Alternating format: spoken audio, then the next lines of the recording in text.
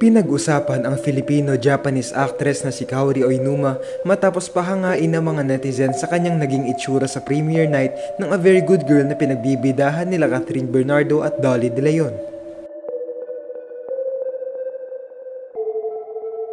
Nagtrending ang naturang celebrity sa social media at talagang usap-usapan ang kanyang daring na pulang kasuotan para sa movie kung saan kasama rin siya.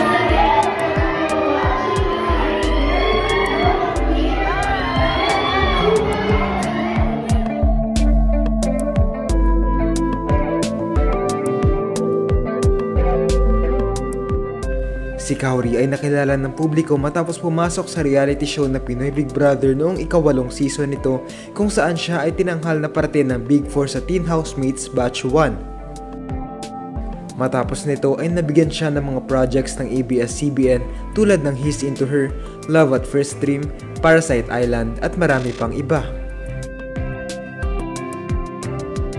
Ngayon ngang nabigyan pa siya ng malaking oportunidad na makasama ang dalawang bigating aktres na sila Catherine at Dolly.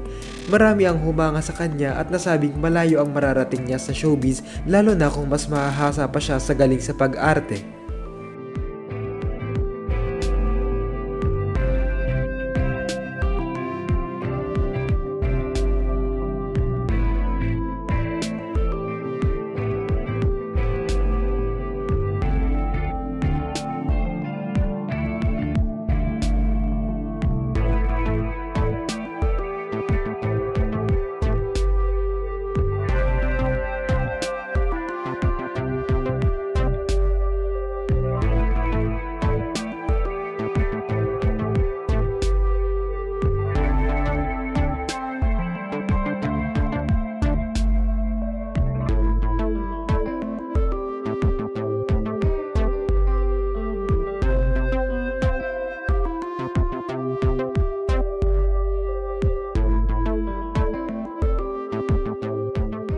Ano ang masasabi nyo rito?